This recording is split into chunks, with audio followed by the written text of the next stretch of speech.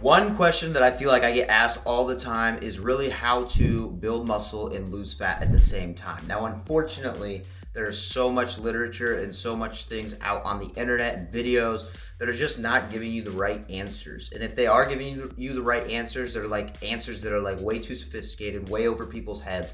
So in this video, I'm gonna explain a little bit about how to build muscle while losing fat. So when thinking about building muscle and losing fat, there are really three big things you gotta think about.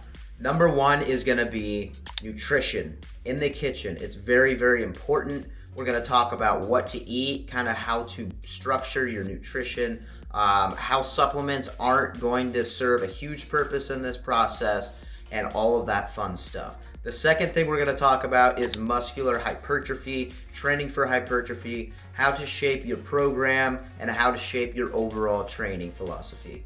The third thing we're going to talk about is going to be cardio, kind of how to use cardio to your advantage, how to find things that you like doing, and how to best optimize training to lose fat and not lose muscle. So to start things off, we're going to talk about in the kitchen.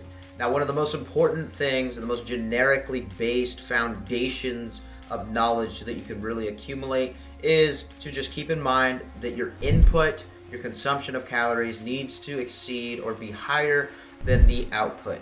This just basically means you're eating more than you're putting into working out, or how many calories you're burning, how much energy you're using throughout the day. Now, there is a very easy calculator that you can do. You can go on TDEE, which basically stands for Total Daily Energy Expenditure.com, and you can plug in a bunch of different variables that'll just basically give you an estimate on how much energy you're burning in a day and how much energy or how much calories you need for your body to either lose weight or to gain weight, whatever your goal is. In this video, of course, we're talking about losing a little bit of weight, especially if you're trying to stay lean and building muscle at the same time. So with the foundations aside, now you really got to start thinking about how much protein you are consuming. Now you want to hover around, I know everybody always says about 1 gram per body weight in terms of your weight. So if you weigh 145 pounds, 145 grams of protein is sufficient. I try to stay around like 1.2, so I kind of try to get to about like 200 grams of protein throughout my days, but you can just do whatever you want. But I do recommend having at least 1 gram of protein per body weight. Another thing you really want to think about is to stay away from processed foods. Prioritize those organic, wholesome foods. So these wholesome and organic foods are really just going to help with the absorption, the digestion, and also just play a huge role in kind of making your body healthy in terms of the physiological process that go on in your body. It makes your body, like, imagine it as a machine. It makes it a well-oiled machine, just kind of like making things a little bit more smoother and a lot more better functioning. If you are somebody that really likes your carbs, you like your rices, you like your breads, you like all that kind of starchy foods, maybe try to gravitate towards replacing some of those big carb starchy foods with protein-based foods. So an example for this could be maybe you're having salmon and 3 cups of rice, brown rice. Say you really like brown rice, you have 3 cups, which is a lot of cups. Take away a cup and see what it does for you. Maybe increase the salmon because there's no carbs in salmon. Maybe increase the salmon to, if you're having 8 ounces of salmon, for example, at first with the 3 cups, maybe decrease the amount of cups of the carbs of the brown rice, and so now you have 2 cups of brown rice and then say 12 ounces of salmon. See what that does. Over time, I promise you that's definitely going to make a difference in your physique. Another big tip that I give pretty much everybody that I talk about when it comes to nutrition is to really prioritize lean protein, and this just basically means sources that are relatively lower in calories and relatively lower in fats. Now, I mentioned fish. Fish is extremely important very important food when it comes to building muscle, just because of its very healthy fats, omega-3 fatty acids, and it doesn't really contain a whole lot of bad fats. On top of that, there's no carbs. There's maybe 0.5 grams of carbs per 8 ounces of fish, of salmon, for example. And it's just overall a very, very high protein, very well absorbed meal for you to eat, and it's a very, very good protein source. So having these higher protein, lower calorie, lower fat foods are obviously going to optimize you in losing weight and just kind of exceeding or hitting that protein goal without having too much, calories, or having too much carbs, or having too much fats. Because to be honest with you, it's really at the beginning of everything, when you really start to, hone in on, okay, this is what I need to eat in a day to shred weight and gain muscle. It's really a number game, which leads us into our next point. Do not focus on the numbers too much. You can absolutely track your calories, and you can track your proteins, track your fats, track your carbs, and all that fun stuff, no problem. But don't get too into it, because it will take a toll on your mental health. You'll start to think and overthink things. What I tell people is track things for about 3 days so that you can kind of get that eyeballing strategic capability, where you can kind of look at things and be like, okay, this looks like 1 cup, instead of getting the little meter out and just kind of weighing everything. Now that's obviously way too tedious, and it's way too extra. So just don't go overboard with it. Maybe try things for about 3 days just to kind of see what you're putting into your body and go from there. The last thing I really wanted to talk about was supplements. Now, a lot of people, when they first start out, they're so obsessed with supplements. They think supplements are like the golden thing that's going to help them get bigger. They see all their big influencers, their big bodybuilders that promote all these different products, whether that's protein, BCAAs, whether that's creatine, or whether that's something else. They think that is going to get them where the bodybuilder or the influencer or whoever is endorsing the product is going to be. Now that obviously, as we know, is not true at all. Supplements is always going to be icing on the cake. I myself have not used supplements hardly at all in the past 9 years, and I've found a lot of success with just eating wholesome organic foods like we mentioned in the past.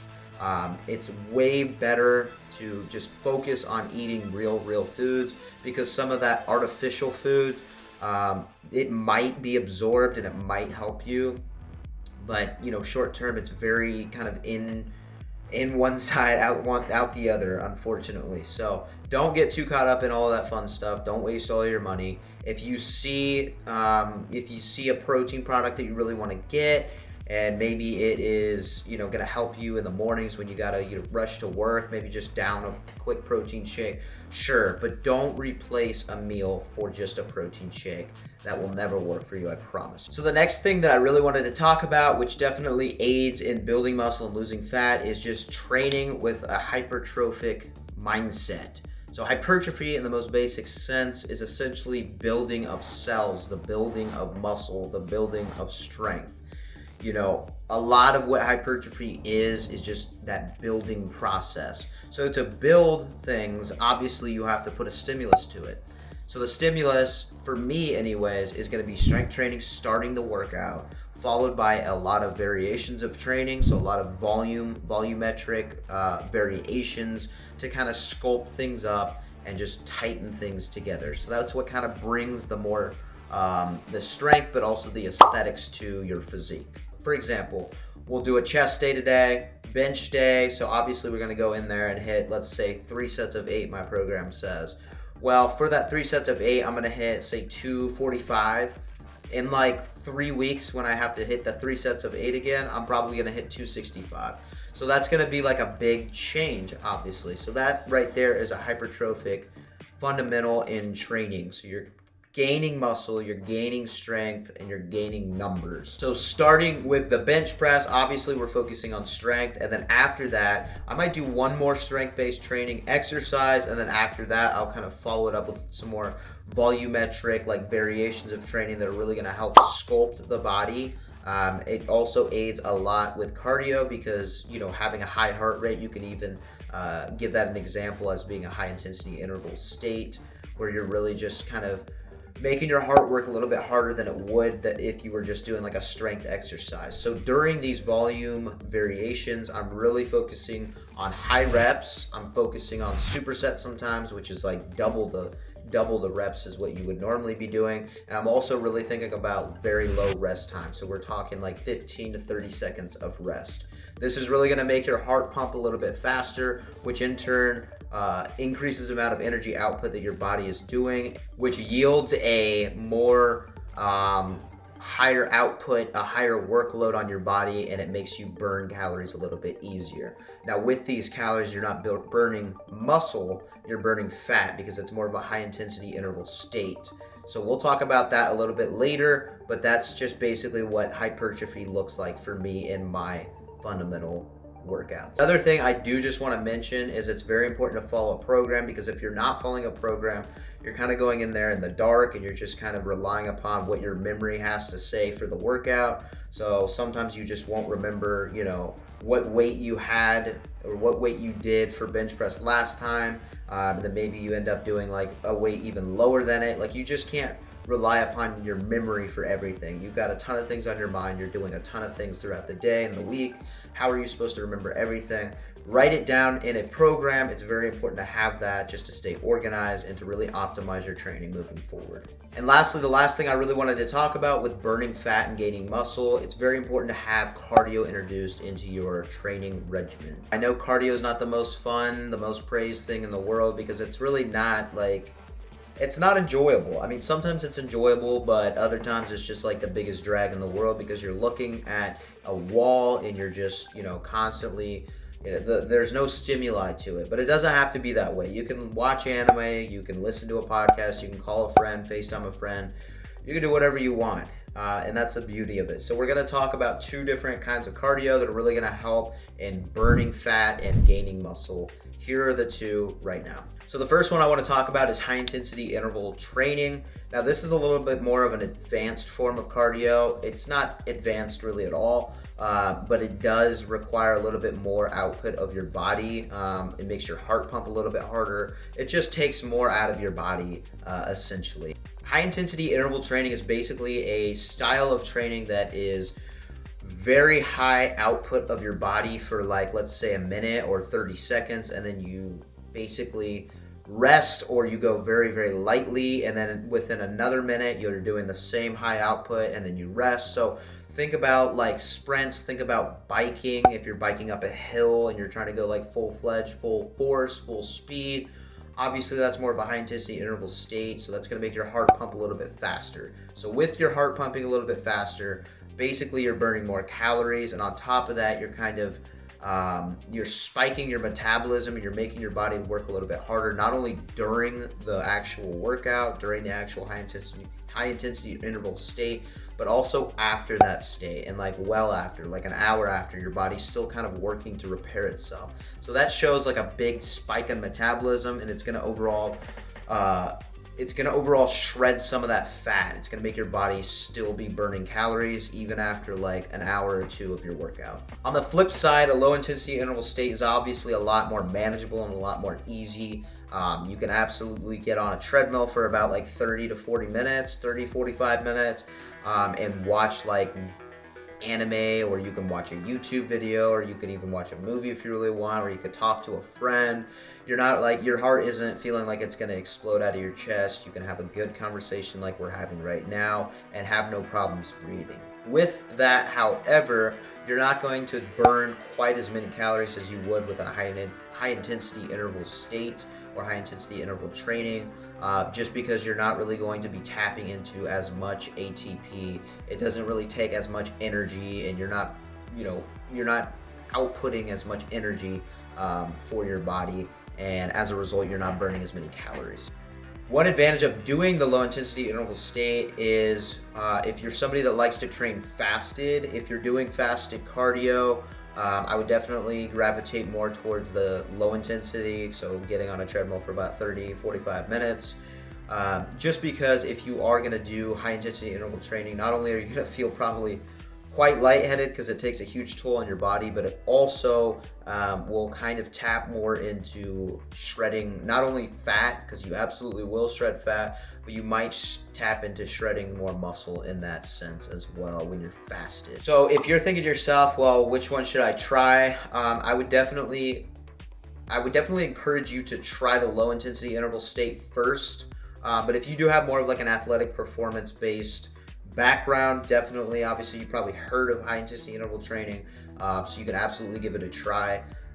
Maybe 1 to 2, 3 times a week. High intensity interval training should be your thing. And then the rest of the week, if you train 6 times a week, maybe the other 3 days, if you're gonna do it 3 times, do the low intensity interval training and just kind of see how your body reacts to it. Step on the scale every day and just kind of see how your body weight fluctuates, and just kind of go from there. So there you have it. That is my biggest 3 tips for gaining muscle while losing fat at the same time simultaneously. It's very important to have 3 main things in mind. Just to recap, it's very important to take into account in the kitchen your nutrition. Obviously, you want to make sure that you're getting the amount of calories that you need to be getting. Use that TDEE calculator on the internet, and it should definitely help you. I'll actually link it down below. It's very easy to use, but definitely try that out. It's also very important to keep your protein levels high, obviously, because when you're going into the gym, you're breaking down muscle fibers, you're breaking down muscle cells. The protein is really going to be the thing that kind of comes in and just kind of shapes things back up with the muscle cell formulation. So definitely keep your protein high. I always recommend over 1 gram per body weight, but you can kind of just take that with a grain of salt. When it comes to hypertrophy training, it's very important to train with purpose. Don't just go into the gym and just do whatever you feel like for the day. If you really want to get the most optimal results out of your workouts, have a program. Make sure you're hitting your numbers and continuously exponentially getting stronger with those hypertrophic fundamentals in place. Lastly, it's very important, if you really want to shape up your body and really want to burn the fat and shred the fat relatively quickly, do a little bit of cardio into your routines. It's very important to have that cardio, because not only are you going to be working your cardiorespiratory system, which is very healthy, it's a very helpful thing to do, but it's also going to help you, optically look better. So you're going to look a little bit more lean, you're going to just feel better, and on top of that, you're just going to be overall more of a healthy human being, which who doesn't want that? So if anything came up throughout this video where you have some sort of question, feel free to drop them down in the comments below. I'd be happy to help you out in any way that I possibly can. And lastly, I am actually going to link my latest video, which I'm going to put right here. This is a video just essentially explaining my workout routine. What do I do? What am I up to in the gym? What are my goals? And how can maybe some of the things that I do help you just become a little bit more organized and a little bit more focused in the gym. Thank you guys so much for watching. I appreciate it a lot. Obviously, this is one of my very first videos with this new camera, so there's a learning curve to it, but I'd love to learn more. So your feedback is really going to help me do that learning and give me some ideas of what you guys want to see in the future for videos. That definitely will kind of help me help the creative juices in my mind kind of flow a little bit more. And lastly, make it a great day or not. The choice is always yours. Peace.